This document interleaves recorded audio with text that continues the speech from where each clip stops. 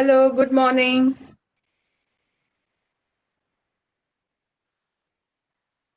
Good morning, all of you.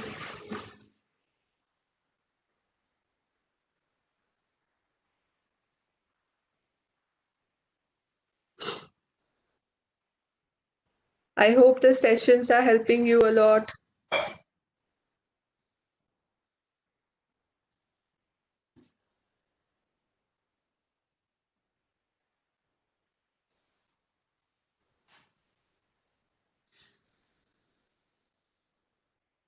Good to know. Thank you, Rashi.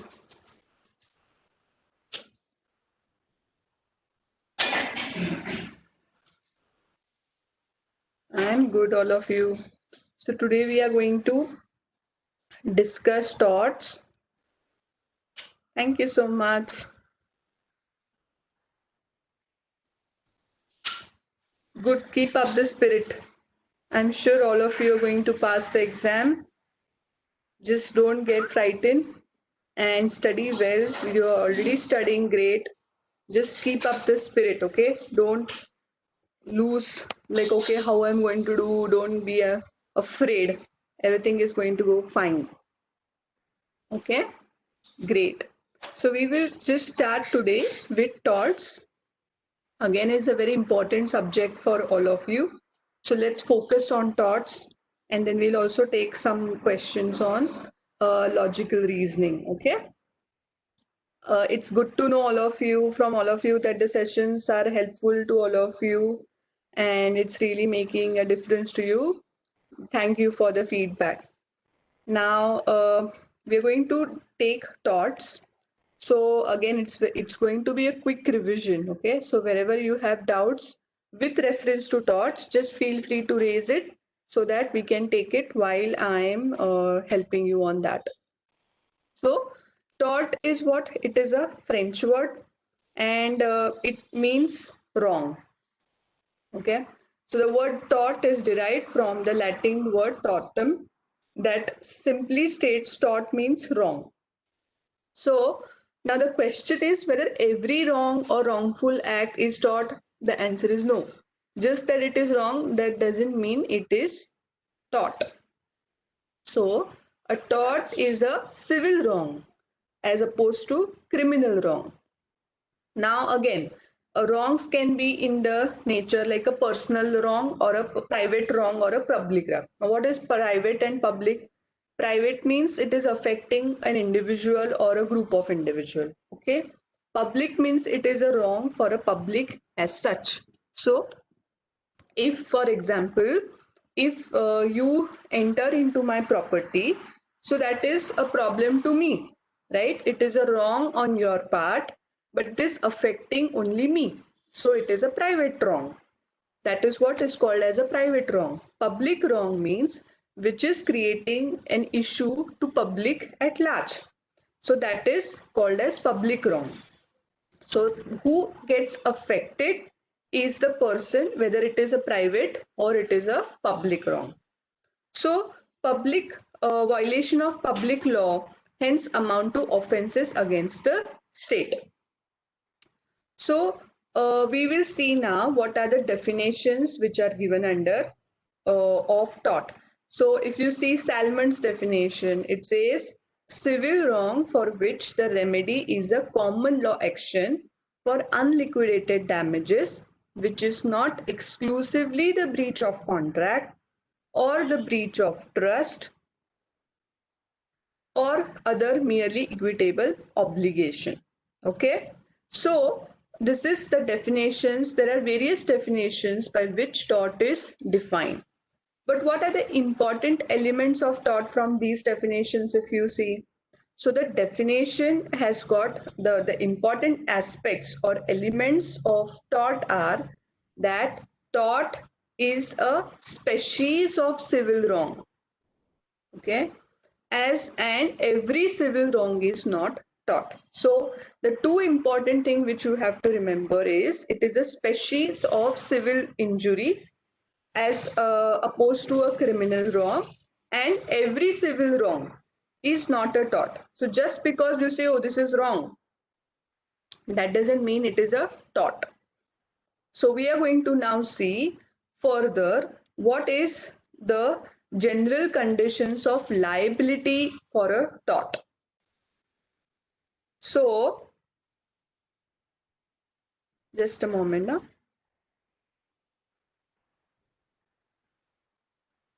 Yes.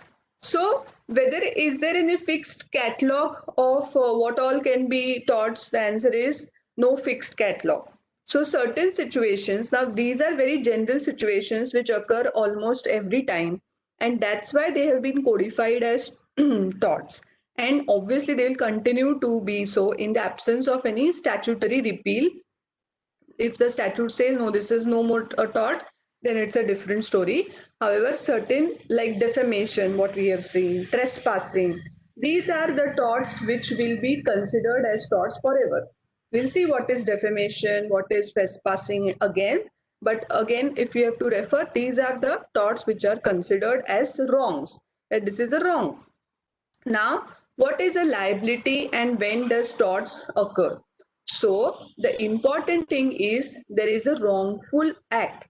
So, when can you say that there is a liability which is on the tortious act? Okay, so when can you say that? So, the ingredients again, when a liability can arise. Okay, is my voice audible properly? Okay, great. Fine. So, wrongful act. The act complained of should, under circumstances, be legally wrong as regards the party complaining it. So, what it means is it should prejudicially affect any of the above mentioned interest and protected by law. Thus, every person whose legal rights, that is, right of reputation, right of bodily safety and freedom, right to private property, are violated without legal excuse, has a right of action against the person who violated them. So, the question and the most important thing here is it is not necessary always that there should be a loss or a damage which has caused to you. Just the act itself is wrong, then also it can be a tortious wrong, that it can be a tort basically. So, what is important is the act which is complained should be legally wrong. So, we have seen the examples, right? That what can be legally wrong, like for example, what we discussed that if I have a property, it can be a farm, it can be a bungalow, it can be a flat. So, I have the right to decide who should come in my property, who should not come in my property, how to enjoy that property. So basically, these are the rights which I get when I purchase that flat, bungalow, or a farmland, right? Now, for example, if anybody comes into my house or anybody comes into my property, would I be liking it? Of course not. I would not like it. I say, why are you coming in my property? So this is a wrong. I say you're doing wrong. It is my private property. I have not allowed you to enter into my property and still you're entering. Now, if the other person says, hey, I did not create any damage to your property. Where do show me where I've created any damage to your property? Everything is as it is. Now, whether this justification is valid, the answer is no.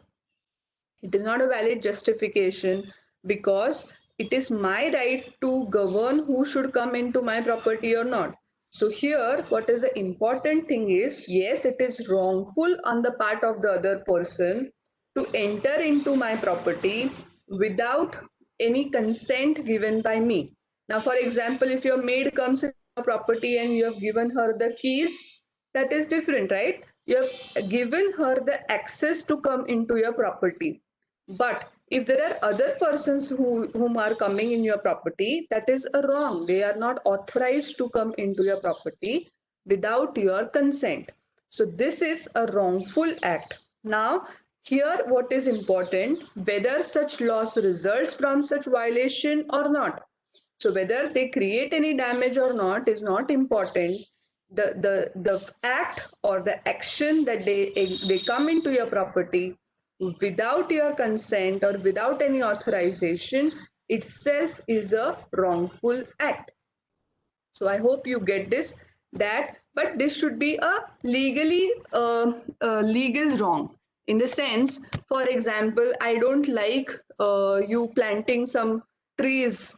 I don't like, say for example, mangoes, and you are just staying next to me, and you planted the mangoes seeds, and now there are so many mangoes coming and they are just falling in my property. I don't like mangoes. Can I say that, oh, I don't like mangoes, so you should not plant? You're doing a wrong thing because you're annoying me. The answer is no. There should be a legal wrong. There should be some legal provisions. There should be some right legal remedy which should be available to you in order that it should be a tort. Okay. So the next important thing, like I told you, is legal damages. It is not every damage that is a damage in the eyes of law. It must be a damage which law recognizes as such. Okay. So, in other words, there should be legal injury or invasion of a legal right. Now, right to property is my legal right. Right to enjoyment of the property is my legal right. So that's why when that gets affected or that is being breached by any other person, that is where the legal damages occur. So, in other words, there should be then also where there is infringement of a legal right, and action lies even though no damage may have been caused. So, like I told you, it is not necessary that the person coming in my property should be creating some damage, then only I can have some legal remedy. No, that is not required. Even if that is the person is just coming in my property itself is a wrong act, because that is my private property, and the person who is not authorized or has not taken my consent or not taken my authorization to enter into a property, that itself will be a wrongful act, because it is without my permission, without my authorization, they are entering into the property. So that gives rise to two maxims which we have seen. Those are damnum sine injuria and injuria sine damnum. So these are two important maxims which you should be understanding. So what is damnum sine injuria? Damnum sine injuria. Now damnum means harm. It means loss or damage. It can be in respect of money, it can be comfort or health, etc. So you say, oh, there is a loss or a damage which has caused to me. And injuria means infringement of a right conferred by law on the plaintiff. Now, plaintiff means who? Plaintiff means the person who institutes a suit in the court of law, and the other party against whom the suit is being instituted is called as defendant.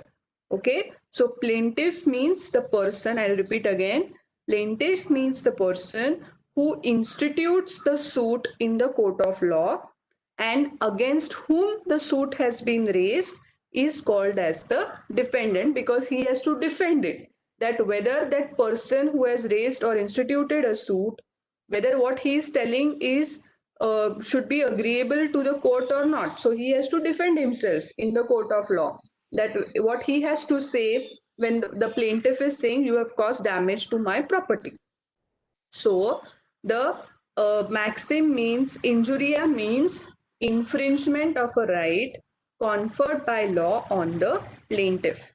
So the maxim means that in a given case, a man may have suffered damage and yet have no action in tort, because the damage is not to an interest protected by the law of torts.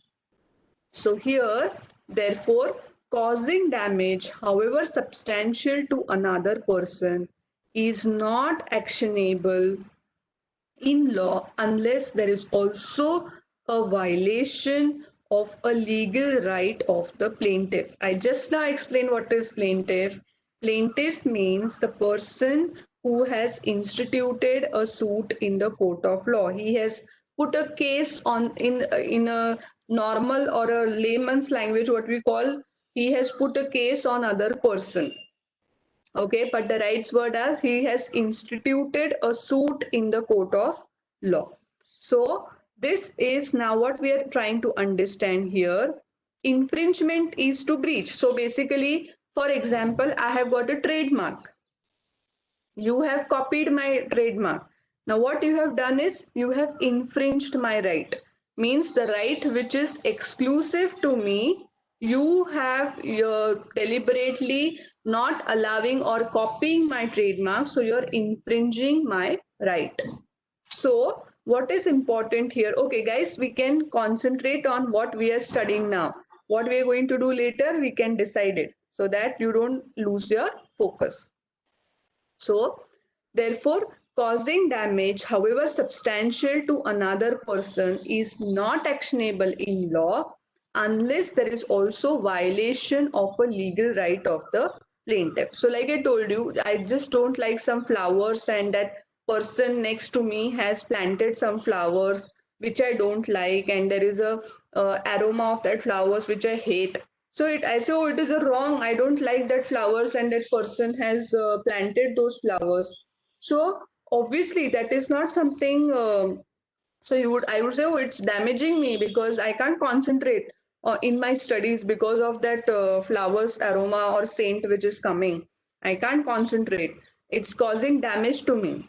Now, if I say yes, it is causing damage to me because I can't take the scent of that flower.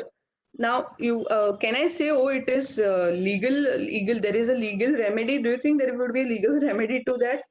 The answer is no.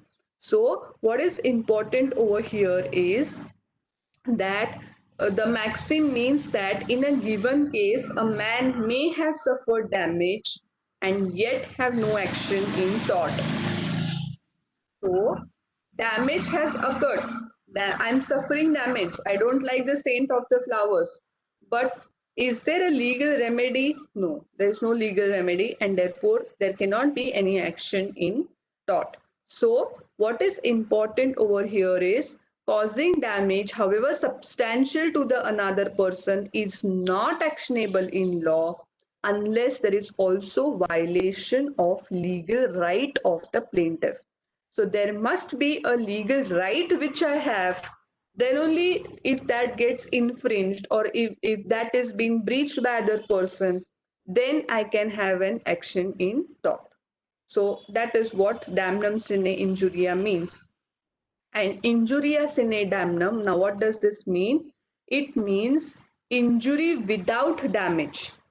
That is, where there is no damage resulted, yet it is in injury or wrong in tort. That is, where there is infringement of a legal right not resulting in harm, but plaintiff can still sue in tort. So again, I'll help you the earlier example and the injuria sine damnum example. So we discussed about this, that a person, I'm having a cake shop, okay, and a person, now I just did a study of the market and I saw here there is no cake shop, and I opened a cake shop. My business was running fantastic and I had many orders and everything was going well, until when the next shop adjacent to me, somebody also opened a cake shop. The same pastries, the same cakes which I am selling. Now, is it not going to create a damage to me? The answer is yes. I am, because my sale is going to go less, my customers would go to that person. So what is happening is, because the cake shop which I had opened, there is again another cake shop next to me, that is definitely creating loss to me. It is creating damage to me. But whether I have got a legal remedy, the answer is no. Because as we have seen under Constitution, everybody is to do or practice the profession whichever they like. So just that because there is a shop next to me, if that person has got a legal right, he can open a shop anywhere in the India. There is no harm that you cannot have a cake shop next to another cake shop. There is no law as such, right? So there is no legal remedy available to me, though it is creating damage to me. So here what we saw, yes, there is a damage, but is there a legal remedy? The answer is no. So that's why it is not a tortious, there cannot be a tortious liability.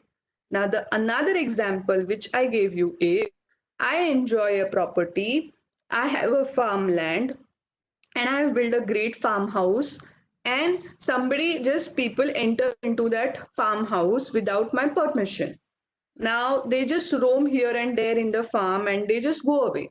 Then I catch hold of those person. Now they would, if they say, hey, we did not create any harm to your farmland.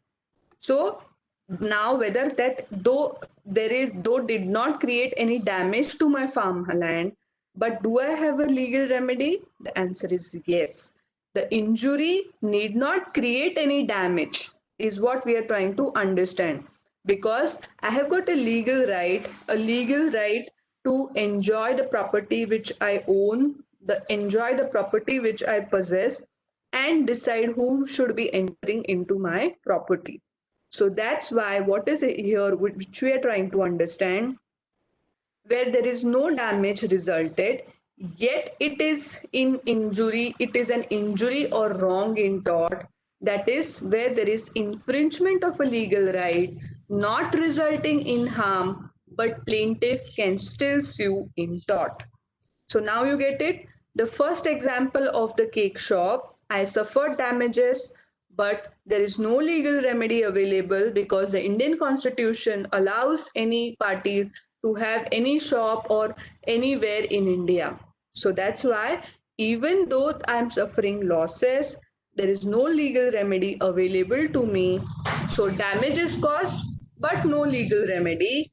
And in the second example, no damage is caused, but there is a legal remedy, then also I can have in suit for a tortious liability. Okay, so this is what injuria sine damnum means. So some rights or interests are so important that their violation is an actionable tort without proof of damage. So I don't have to give any proof that the persons who have entered into my farmhouse have created any issue or they have damaged my farmhouse. I don't have to give any proof to that effect. Just merely they have entered the farmhouse without my permission itself is the injury which has or infringed my right to property has been infringed. Okay. So that is where uh, injuria sine damnum means.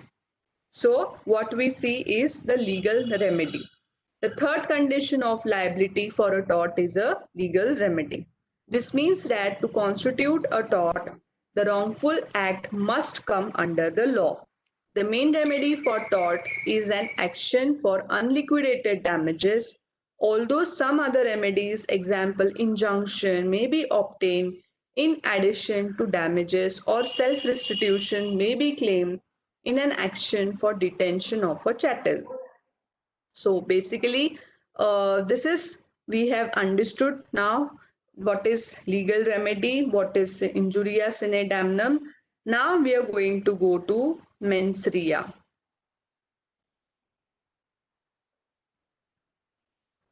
So mens rea. Now what is mens rea? Now this is the principle which is used is actus non facit ream nisi mensit rea. That is, the act itself creates no guilt in the absence of a guilty mind. Now what does this mean? I'll give you simple examples. For example, A intentionally murders B. Like A knows that he has killed somebody, and that's why A kills B.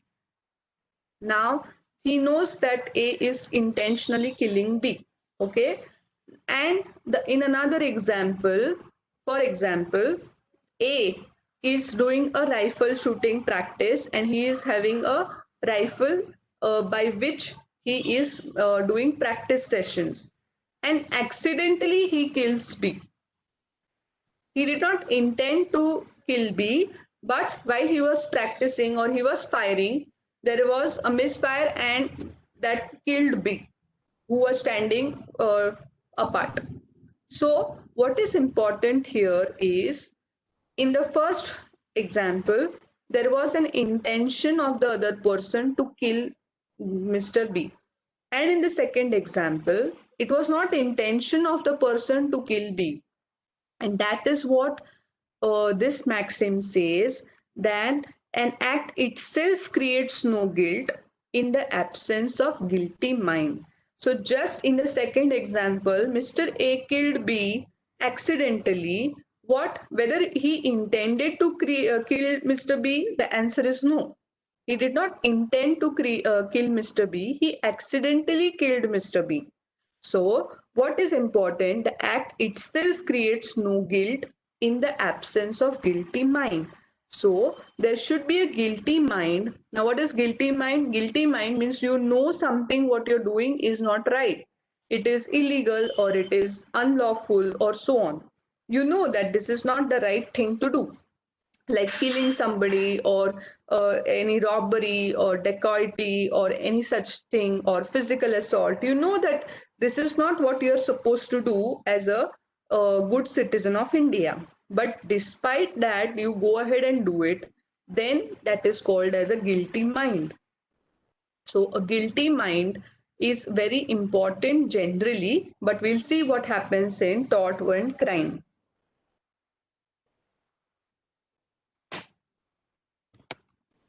So it does not mean that law or torts, the act must be done with an evil motive, but simply means that the mind must concur in the act. The act must be done either with the wrongful intention or negligence.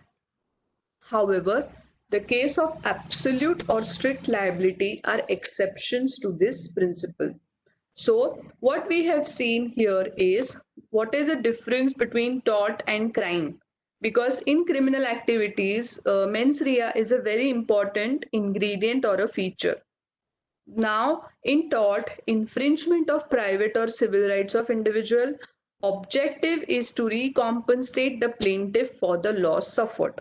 So, what is the expected remedy out of while you sue for tort is, there is objective to compensate the plaintiff for the loss suffered by him.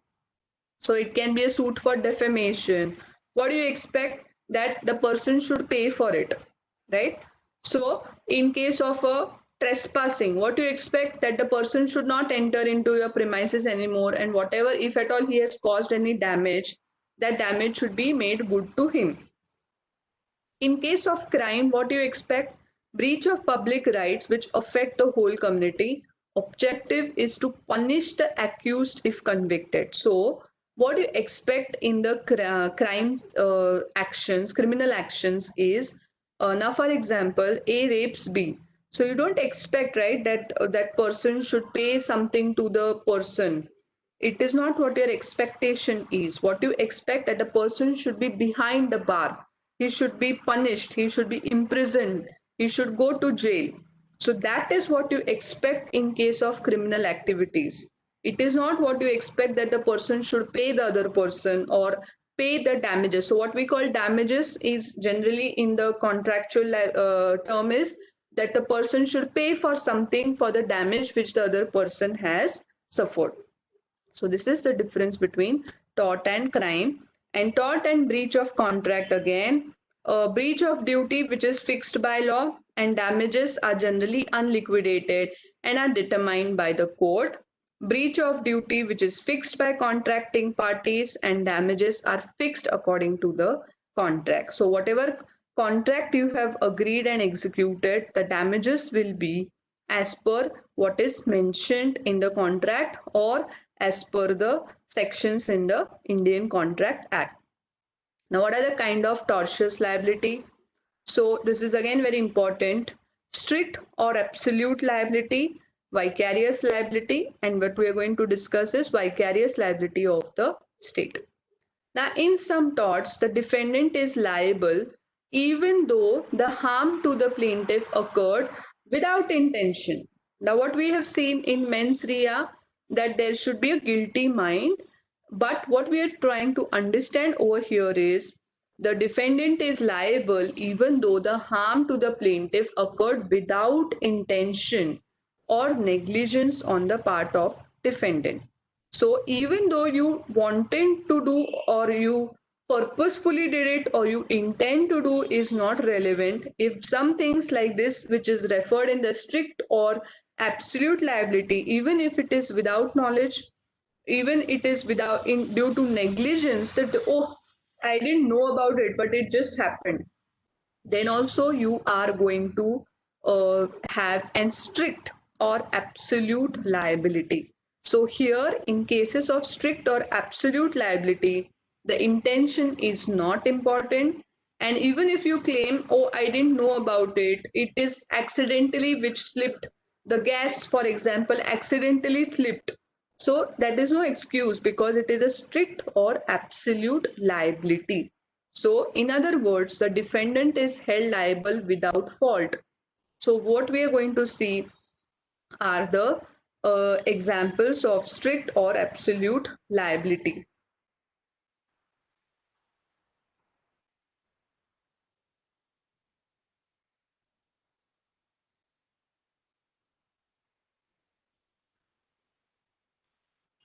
Yes. So, liability for inevitable accident. So, such liability arises in case where damage is done by the escape of dangerous gas. Okay, dangerous substance, it can be gas brought or kept by anyone upon his land. Such cases where a man is made by law an insurer of other against the result of its activities.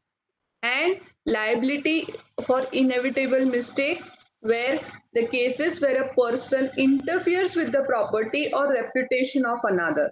So trespassing and defamation. So inevitable mistake. And vicarious liability, responsibilities in such cases is imputed by the law on the grounds of social policy or expediency. So if there is a social policy, then of course this vicarious liability is going to come. So vicarious liability arises when it is not, which generally what we have seen is, if I have done something, then of course I am held liable, right? Now if the question is whether if my employee does it or my servant does it, then whether I would be liable. That is what is vicarious liability, that I am not done it, but my servant has done it, my employee has done it, then it is a vicarious liability. And what we are going to see in the Rylance versus Fletcher case. Now, this is a very important case. I want you to concentrate. So, the rule in Ryland Fletcher versus Fletcher is that a man acts at his peril and is the insurer of the safety of his neighbor against accidental harm. Now, what does this mean? What is peril? Peril means risk. Peril. So basically, such duty is absolute because it is independent of negligence on part of the defendants or his servants. So it was held in that case that if a person brings or accumulates on his land anything which it should escape may cause damage to his neighbors, he does so at his own peril. If it does not escape and cause damage, he is responsible, however careful he may have been, and whatever precautions he may have taken to prevent the damage. So basically, if you are handling such things, you would be held responsible how much ever duty you have. Now, of course, there are exceptions and all which we are going to see. So what has happened in Ryland versus Fletcher? So there was B, a mill owner who employed independent contractors. Now, what was the job? contractors who they had to construct a reservoir on his land, and what was the use? To provide water for his mill. So basically he was a mill owner, and he employed a contractor to build a reservoir, and obviously the reservoir was such that the water which is stored in that reservoir will be used for his mill. Now what? There were old disused mining shafts under the site of the reservoir, which the contractors failed to observe because they were filled with earth.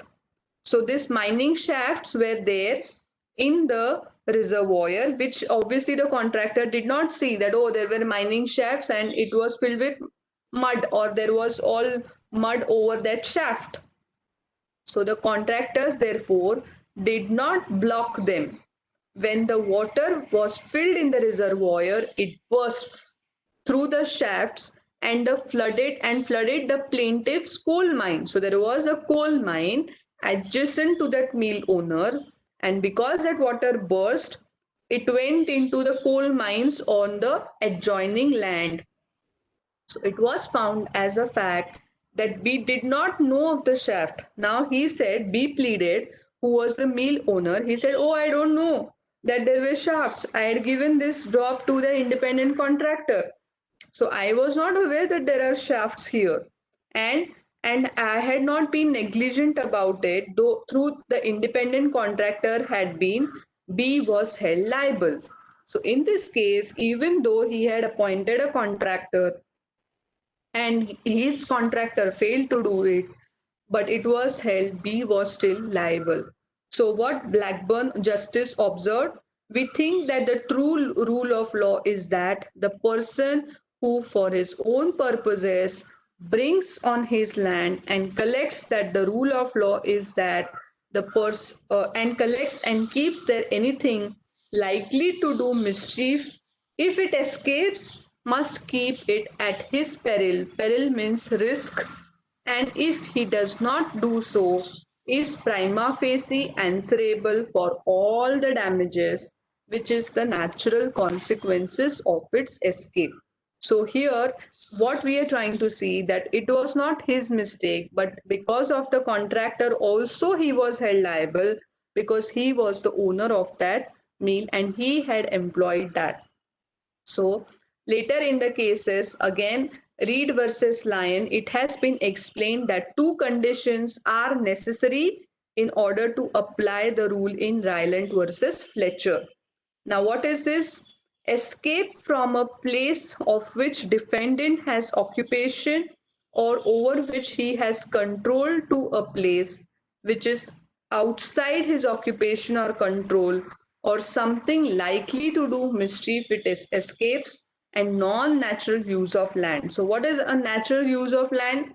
Now, for example, there is a building, obviously there will be a water tank, there will be plumbing which is there, then there might be some water storage which is required for the building. So this is a natural use of land. But if something is not relevant to the building and if it is being constructed, okay, then obviously that is not the considered as a natural use. So what is natural use in simple terms? What is required for a particular purpose of that requirement, then that is considered as natural use. If something which is not required over there and that is being constructed, then of course it is considered as non-natural use of land. So damage to natural exceptions of the rules of strict liability are damage due to natural use of land. In Ryland versus Fletcher, water collected in the reservoir in such large quantity was held to be non-natural use of land. Now, the if we have a land, we don't create a reservoir or we don't create a river over there. That's not an intention, right? If there is a land, it can be used for farming, it can be used for building construction, it can be used for farmhouse and so on. So keeping water, now if it is a small water tank, it would not have created a problem. But he created a reservoir for that, and it was considered that it is not an ordinary or domestic purpose or is a natural use of that land. So, working of mines and minerals on land, lighting of a fire in a fireplace of house, and necessary wiring for supplying electric light fall under the category of natural use. So that is what natural use, consent of plaintiff. So basically, if that person has consented to do it, then of course the person who is instituting the suit and earlier he has consented for the defendant to do it, then of course it is not a, it cannot be, but it is a consent to the plaintiff. It will be an exception to the rule of Ryland versus Fletcher. Act of third party. Now, it is if the harmful has caused due to the act of a stranger. Now, it is not Mr. A, not Mr. B, but some other Mr. C, who is neither a defendant, servant, or agent, then defendant has no control. So, if I have instituted a suit against Mr. B, and Mr. B says, no, I have not done it. It is Mr. C, who is not my employee, not my anything relation, but he has done this thing. Then, of course, you act of another third party. It makes no, it obviously it will be an exception. Statutory authority. So sometimes public bodies storing water, gas, electricity, and the like are by statute exempted from the liability so long as they have taken reasonable care. Act of God, obviously, if it is a tsunami or a flood or again something, a cyclone, which nobody has any control, it is an act of God. So obviously, it is an exception. So escape due to plaintiff's own default. So if the plaintiff he has defaulted in doing something, then of course he can't take, oh, this person is liable for it. Okay.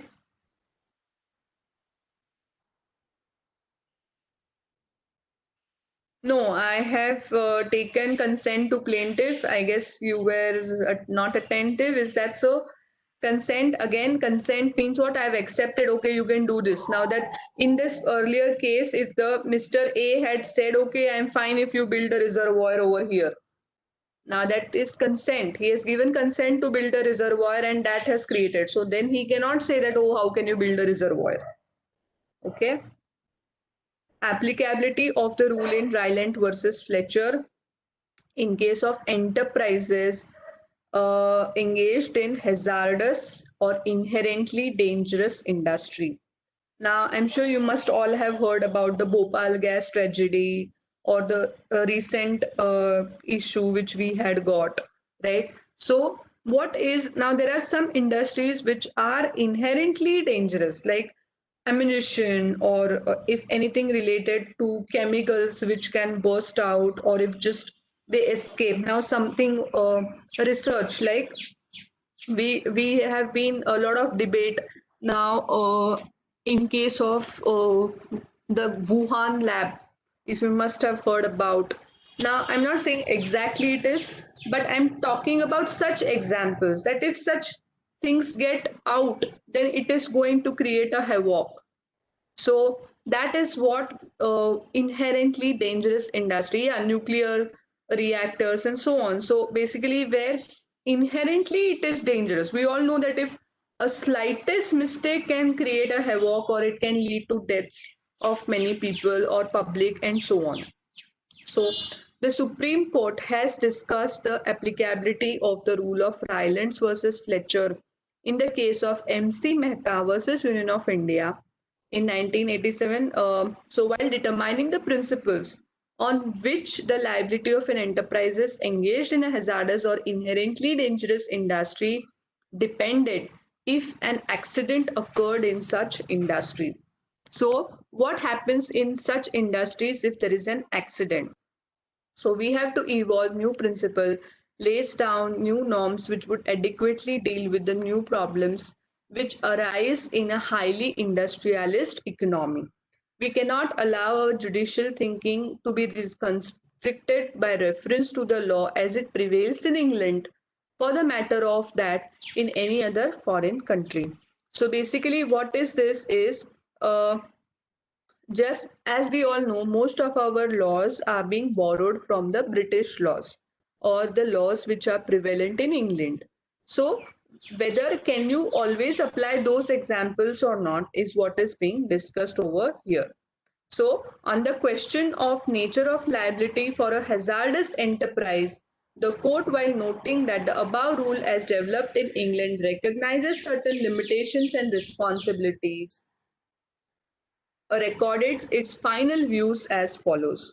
So, this is what is being discussed, that an enterprise which is engaged in a hazardous or inherently dangerous industry which possesses a potential threat to health and safety of the persons working in the factory and residing in the surrounding areas owes an absolute and non-delegable duty to the community to ensure that no harm results to anyone on account of hazardous or inherently dangerous nature of activities which it has undertaken. So that's what is being discussed over here by the Supreme Court of India. And the Supreme Court intended that requirement of non-natural use or aspects of escape of a dangerous substance commonly regarded as essential for liability under Ireland versus Fletcher need not be proved in India. Okay, so now we come to the vicarious liability. Let me see how much we have left with.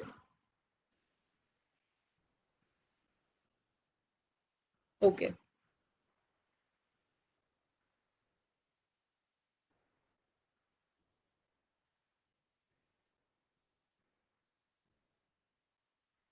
So I will quickly finish what is vicarious liability, and we have other topics also to be taken care of. So vicarious liability, like I told you here, it is not I have done something, but my employee has done it. If I am the master, my servant has done it. If I am the principal, my agent has done it, or a partner, which is my partner in a partnership firm.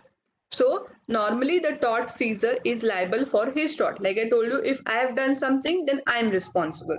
But in some cases, a person may be held liable for the tort committed by another person. So here I have not committed, but my employee has done it, my servant has done it, my partner has done it, or my agent has done it.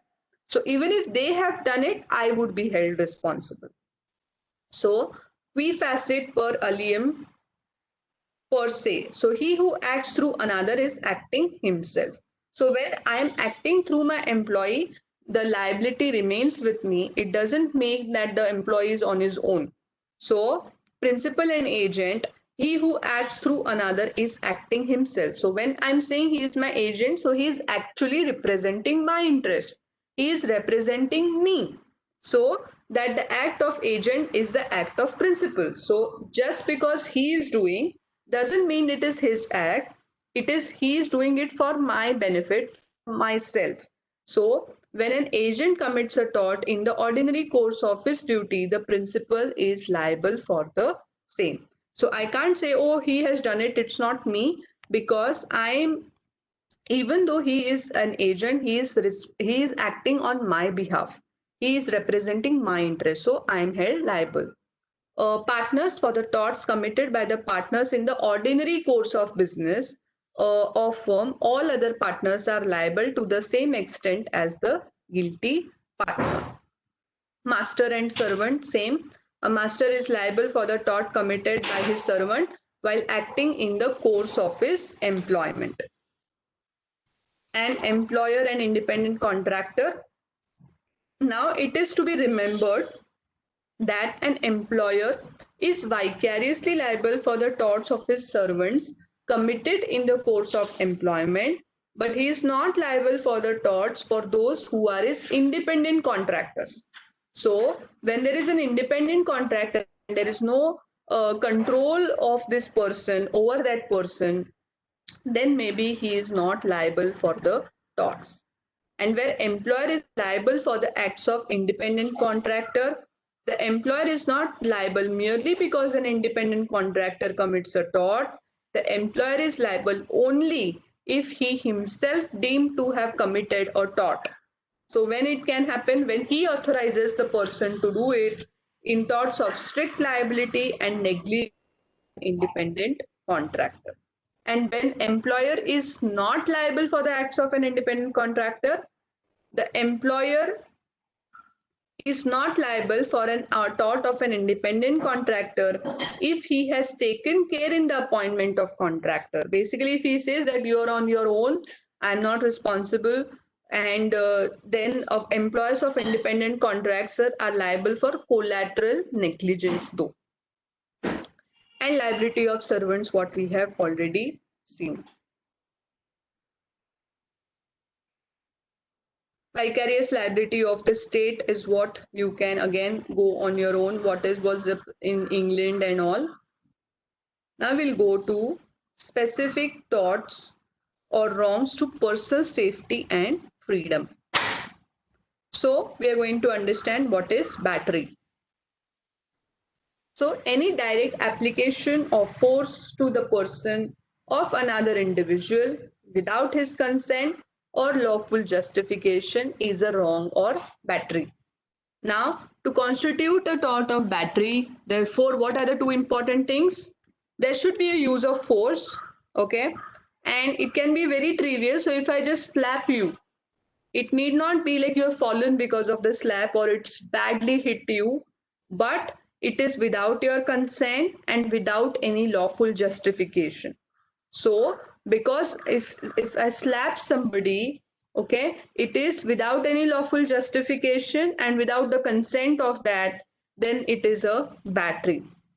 So the force here, it trivial means very small. Even if it is a small force, you say, ma'am, it didn't really affect the. Now it is not necessary that because of the slap the person just falls down or he gets into any injury has caused to you. It's not necessary. Even if it is a small or a trivial nature and does not cause very much harm, but it is without consent and without lawful justification, it is a battery.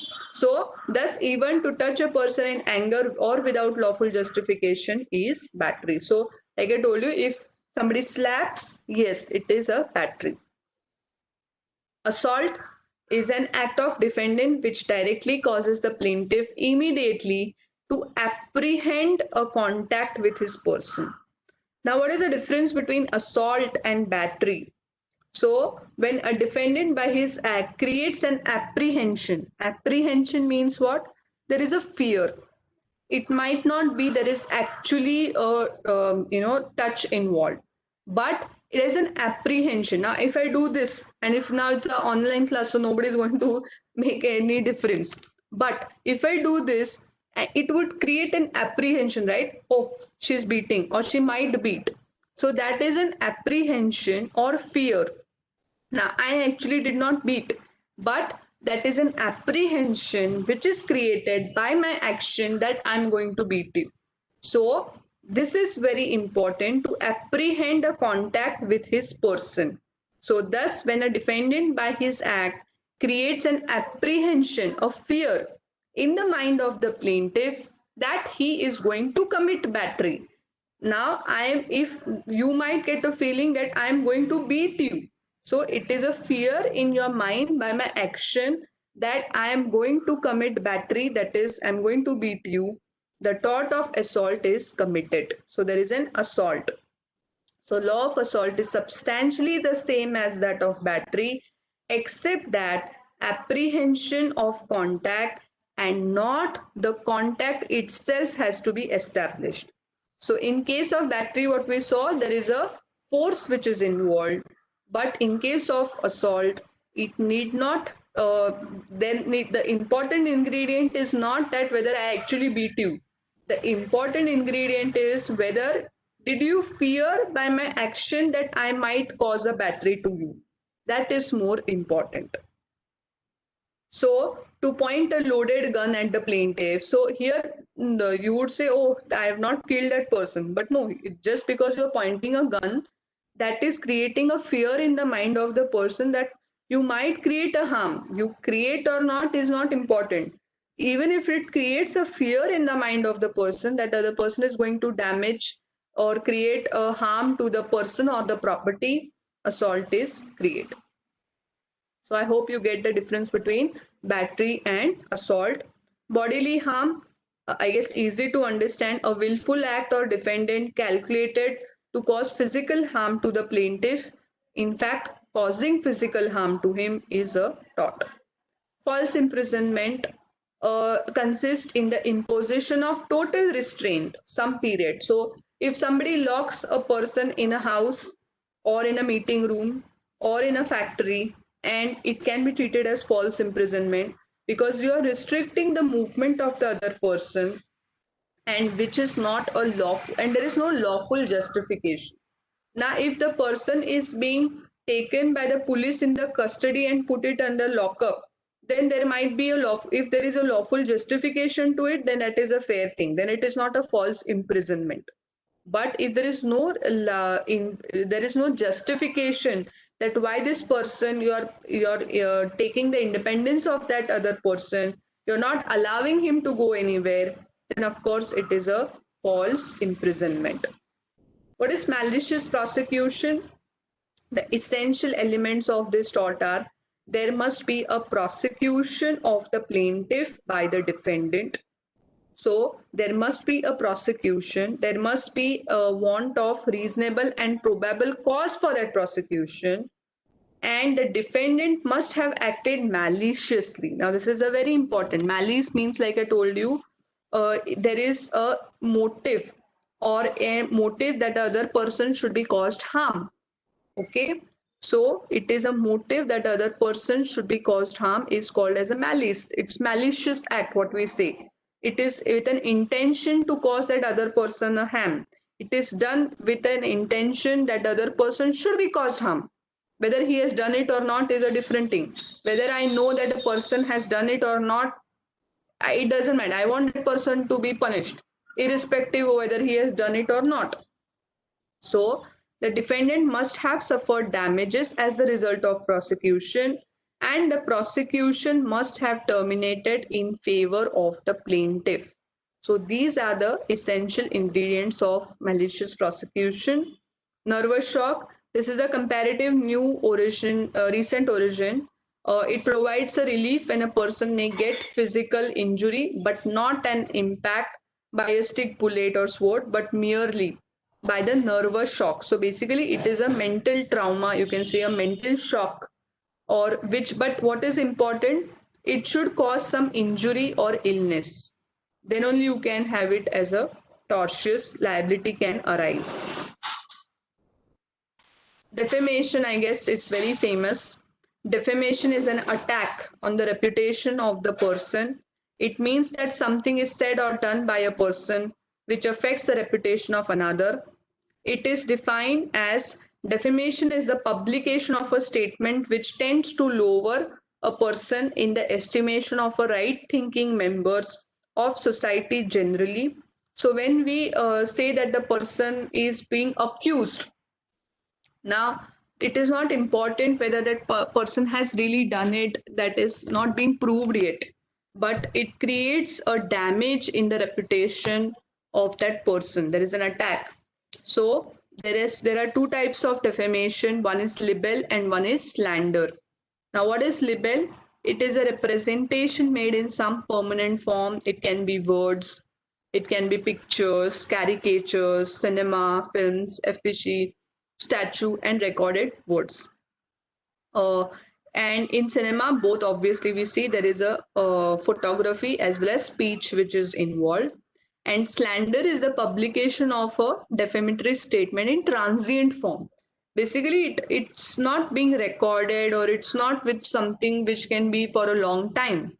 So it is just a spoken words or a gesture. It is just a gesture and people will forget it, but it is being done. But libel it is a representation, it remains for a long time. Okay, so generally the punishment for libel is more severe, obviously, because that gets more circulated. Now if it's a WhatsApp image, or it is an image, it can be circulated through WhatsApp, right? So it can be circulated to a lot of people. But where if it is something has happened between two persons and it's just likewise. So it might not be that most people will be knowing about it, or there is no proof, or that doesn't get circulated. So that's why generally libel is more severe than for slander, because it's just in transient form in case of a slander. So yes, in India, both libel and slander are treated as a crime. So Section 499 of the Indian Penal Code recognizes both libel and slander as an offense. However, torts in criminal law are stricter than in law of tort. Obviously, when there is a criminal like imprisonment and everything is involved, it will be taken more in a stricter form. So what are the judicial remedies available in tort? So judicial remedy is damages, injunction, and specific restitution of property. And what are the extrajudicial remedies? It can be self-defense. So like we have seen that if somebody is, it is a lawful for any person to use reasonable force to protect him or any other person against any unlawful use of force. So when you do something in self-defense, obviously it is a remedy which is available to you. So you don't have to wait till the person beats you, he thrashes you, and then you say, oh, I'll sue you now. If you want to, if there can be a self-defense, which can be the first thing which you can do. Of course, you have other remedies which are available at law, but you can have self-defense as a remedy for that particular problem or that particular timing. Prevention of trespass. So an occupier of land or any person with his authority may use reasonable force. Now the most important thing is reasonable force. If somebody is entering into my house, I can say, okay, please get out of my house. You're not invited over here. But I just push that person and he just falls it from the 6th floor of the building. That is not a reasonable force which is being expected. Okay, so no, in self-defense, so basically these things are very important. What is reasonable? This is all circumstantial. Okay, it's not very, I can say something in very black and white that this is a perfect for this. It is very situational in nature. So what is self-defense? What is prevention of trespass? What is reasonable force?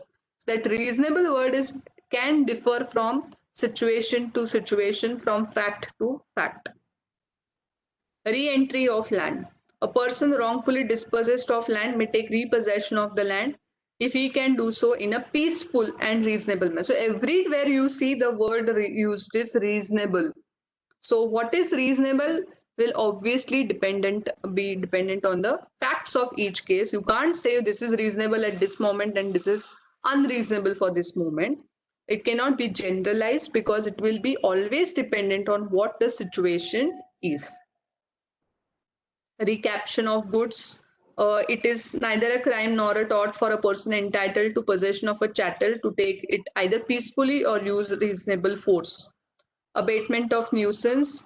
Lawfully abate, that is terminate by his own act, any nuisance injuriously affecting it, thus any overhanging branches, spreading roots. But what is important, you must give a notice. You must do it in the least mischievous method. So now the roots are coming in your compound or in your area. That doesn't mean you can just slice off the entire tree. Obviously, that is not the least mischievous method.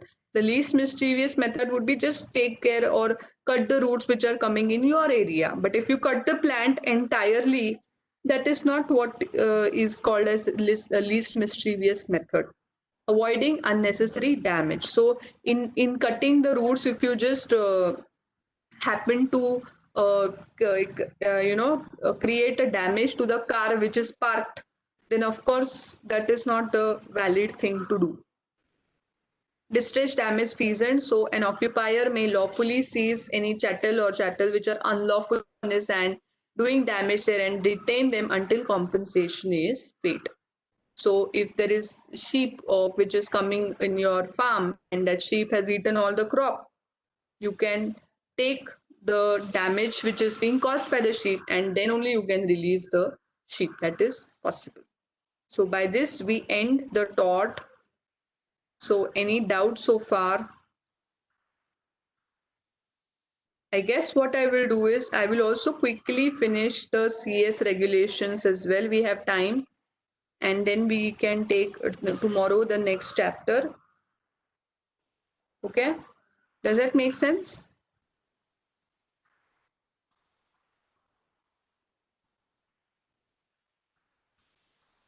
Okay, just let me. So the ICSI regulation is what we will study.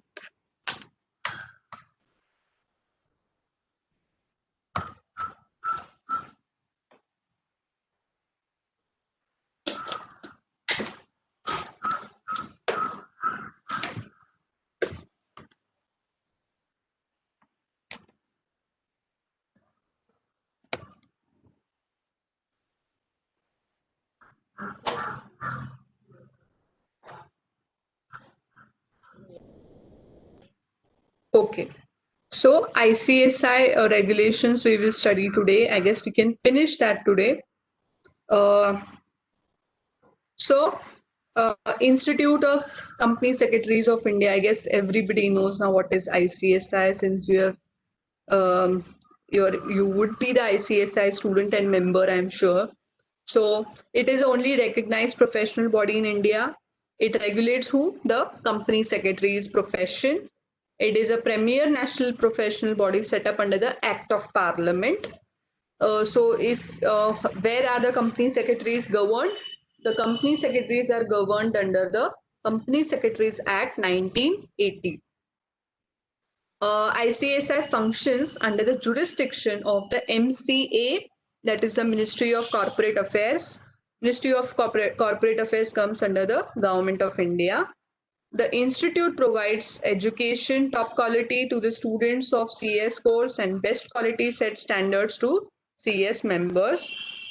At present, we have got more than 50,000 members and more than 4 lakh students on the rolls of ICSI. ICSI has headquarters in Delhi, and it has got regional chapters, offices in New Delhi, Chennai, Kolkata, Mumbai, and there are 70 chapters. Chapters means again a local office of the institute, where, like for example, you can have your, now forget about Corona, but otherwise you would have been taking lessons in the chapter office of the ICSI and so on. So what is the vision, mission, motto and core value? The vision is to be a global leader in promoting good corporate governance. So governance is very important, and how the companies are functioning, what should be they doing to help the stakeholders. The stakeholders can be the shareholders, it can be the government authorities, it can be the creditors of the company. So there should be good corporate practices which should be carried out, and that is what a global leader we are in, we to develop the high caliber professional facilitating good corporate governance. So we are the persons who would be helping the companies. So that's why the mission is also to help high caliber professionals, which will facilitate such good corporate governance. Motto is speak the truth, abide by the law. So we should be following this motto, that we should speak the truth and abide by the law. Core values are integrity, ethics, reliability, ownership, and being stakeholder centric. Now, what is stakeholder centric? Stakeholder centric means that who are our stakeholders? So we should be taking care maximum of how things would be easy for them, whether the disclosures the company would be doing or not, whether there are any issues, queries raised by the stakeholders, and how we can facilitate those, and so on. So ownership, I guess you understand, integrity is a huge responsibility to deliver upon the promise. So it means that we should be doing the, as integrity conveys a sense of wholeness and strength, members shall be guided by the core principles, them to remain consistent with high standards. So integrity, ethics, I guess you all understand what is ethics. It is ethics in the simplest form. What we mean is what is wrong and what is right. Our ethics talks about, right now, for example, taking bribe to do a particular thing. We all know that even if you get caught or not, that is not important. You should not take bribe to do a particular thing. You should not cheat your clients. So these are the ethical practices what we say. So sometimes there is a conflict of interest. So should I be doing it or not if there is a conflict of interest? Now, for example, if my brother is also in the entrance exam, so can I check the papers of the entrance exam? No, that is not ethically right, because my brother is also part of, for example, of the entrance exam. Don't worry, I don't have brother, and my brother is not, there is no, I don't have a brother, so no brother is taking part in the entrance exam. But this is just an example for all of you to understand that we understand what is right, what is wrong. So that is what ethics is all about, and whether do we consciously take the side of whatever is right, okay, and we don't fall prey to what is should be a wrong from our part to do. Stakeholder centric, like I told you, reliability, that people should be relying on the quality. This is quality and predictability through commitment and value added services is the strongest USP of ICSI and its members. So we shall continuously build on reliability as our core value, if for it is a sum top of quality service to the stakeholder. So the company should rely on us. The company should be the stakeholders should rely on what the company secretaries are helping out, so that that reliability should be there. Ownership is synonymous to responsibility, accountability, empowerment. So we should be taking ownership of things and doing it to the best of our ability. Now, what is company secretary? So 21C of the Company Secretaries Act means a person who is a member of the ICSI. Now, can a company be a CS? What do you think? Can a LLP be a CS? No, right? Why? Because it is an individual. It's a person, is a member of the ICSI. So it has to be an individual person, like you and me, a natural person. So the role of CS is defined in various legal enactments. A company secretary or CS or secretary means a CS as defined in 21C of the Company Secretaries Act, who is appointed by a company to perform the functions of the company secretary under the Companies Act. So we have studied Companies Act, where in we also know what are the thresholds, and that's what we are going to see, that what are the thresholds, who are required to appoint a company secretary, and so on. So first we'll see what is KMP. KMP means Key Managerial Personnel. So Section 203 of the Companies Act, read with Rule 8 of the Company's Appointment and Remuneration of Managerial Personnel Rules, provides that every listed company, every other public company having a paid up share capital of 10 crore or more, or shall have the whole time KMP. So KMP means Key Managerial Personnel. MD, so in that KMP, there is an MD, CEO, manager in the absence, a whole-time director, company secretary, and a CFO, that is Chief Financial Officer. So the company secretary is treated as the key person in any company, and that's why a company thresholds, having those thresholds, have to have the KMP appointed. So there is one question, ma'am. We have to learn these sections also. Yes, like I told you, and I'm telling you, you're being or you're entering into a field of law where sections play a lot of important role. So it is good for you to start inculcating the habit of which section referred what and what is the exact language which is used in the statute. Because the most important rule of a statute is every word which is used in a statute, statute means the law means the act, is very important in interpretation of that statute. Okay. According to Rule 8A of Companies Appointment and Remuneration, every private company which has a paid up share capital of 10 crores or more shall have a whole time CS. So this is about employment, CS in employment. Every company should be employing a CS who is in whole time. Okay. Now, what are the functions of the CS? to report to the board about the compliances, that what are the compliances applicable under the Companies Act. Like we have seen that there are board meetings and there is an annual general meeting, then there is a various filings which are required under the Act. So all these things, the secretarial standards are there, which are being issued by the Institute of Company Secretaries of India.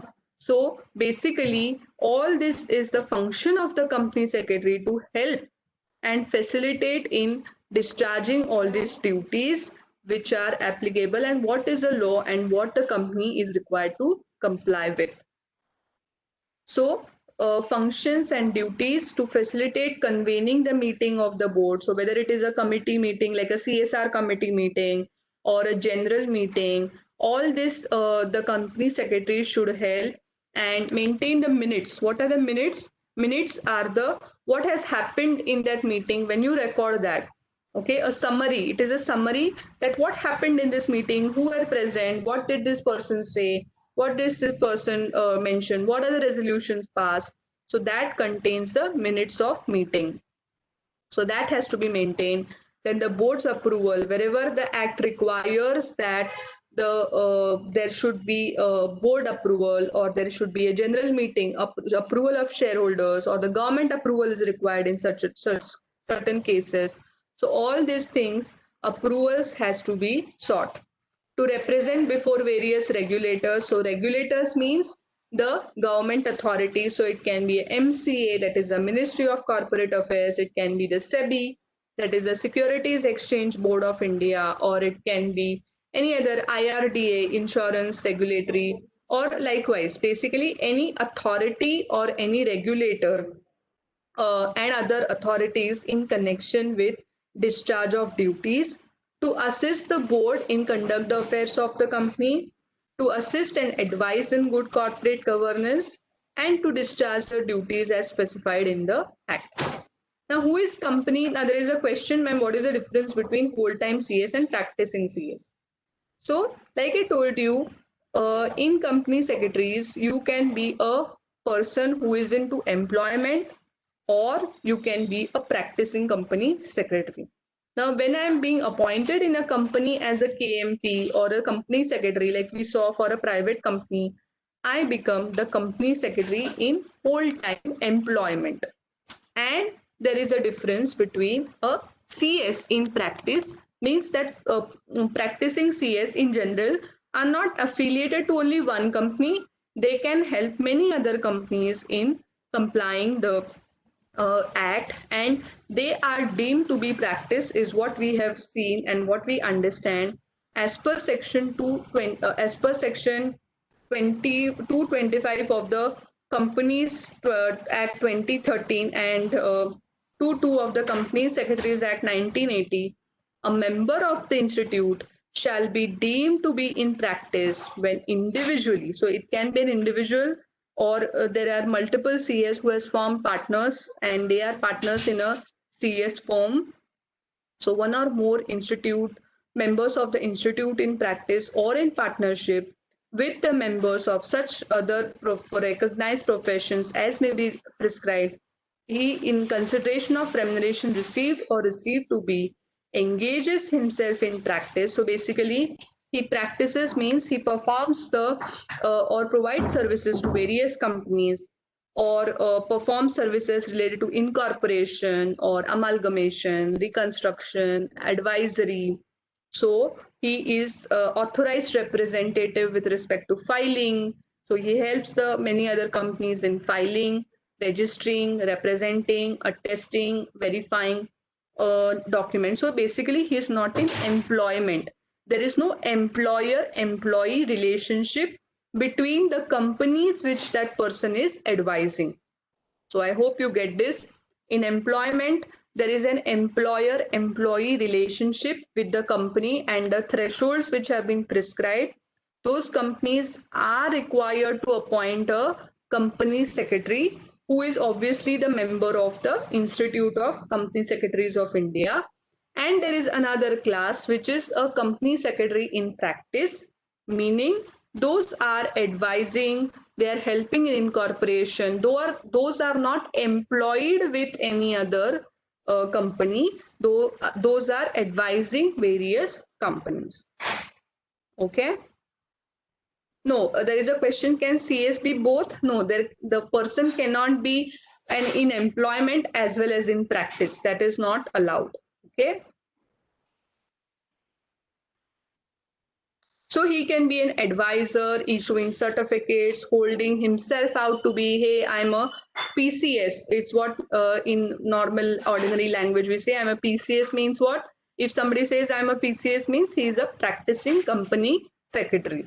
He renders professional services with respect to principles and all.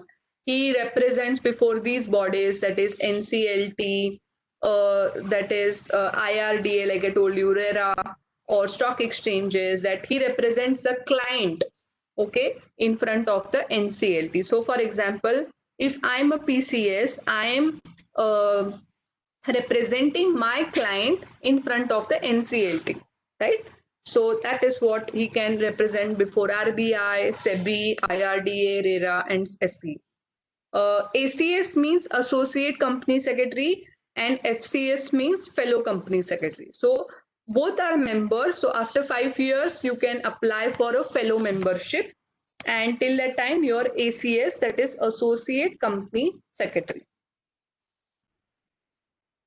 Yes, ACS and CS is same, just that now, for example, after completion of 5 years, you can apply for a fellow member of the institute.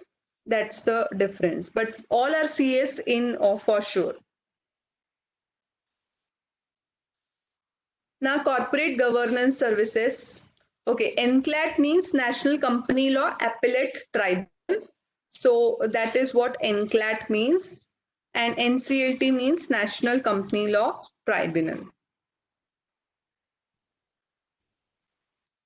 Now, what are the services which a CS provides? So it can be corporate professionals, corporate secretarial services. So it can be formation, promotion of a company. So right from incorporating a company to winding up of that company, all the things can come under corporate secretarial. So maintenance of books, records, statutory filings which are required, share transfer, share transmission, and so on. Then there is a secretarial audit which is required for certain types of companies. So every listed company and every public company having a paid up share capital of 50 crores or more, or public company having a turnover of 250 crores or more, or every company having outstanding loan or borrowing from banks or financial institution of 100 crores or more, shall annex with its board report in terms of 134.3 a secretarial audit report. So this will be given by a PCS, that is a practicing company secretary.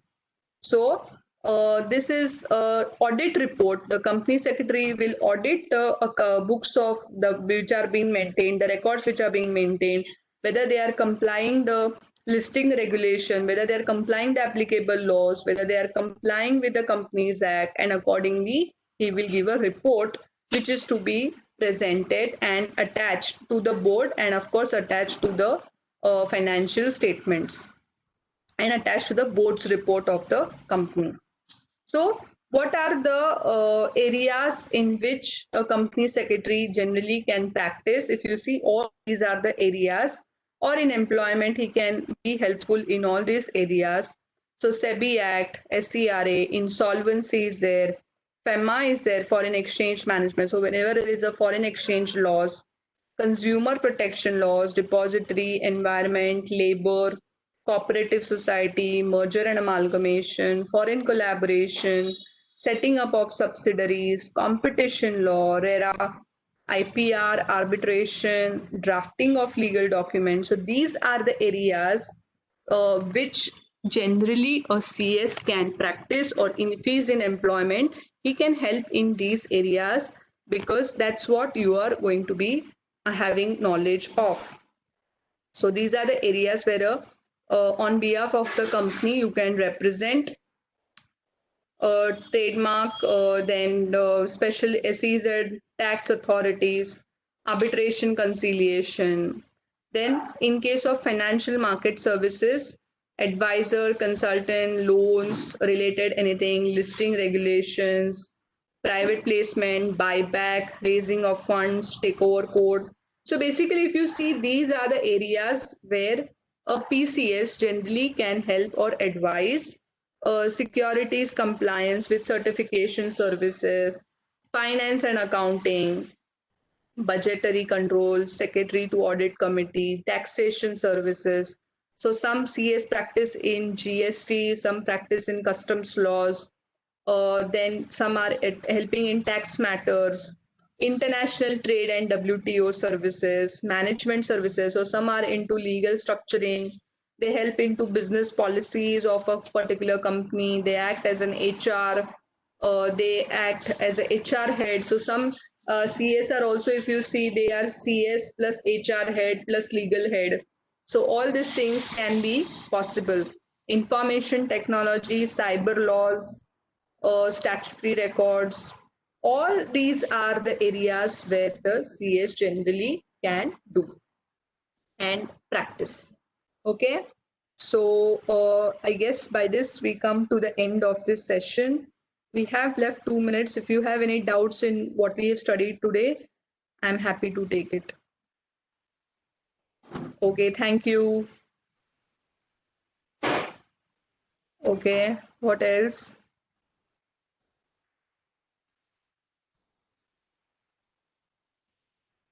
Thank you.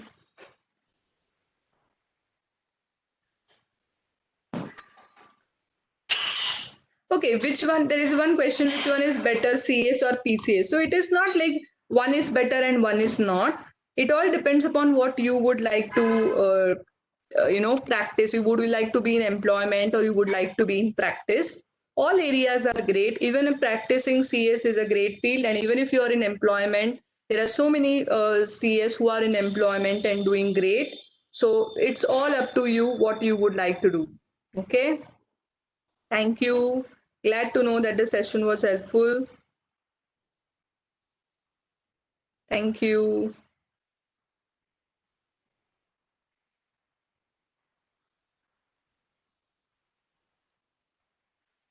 Thank you. See you soon. Thank you. Glad to know that the session was helpful for you.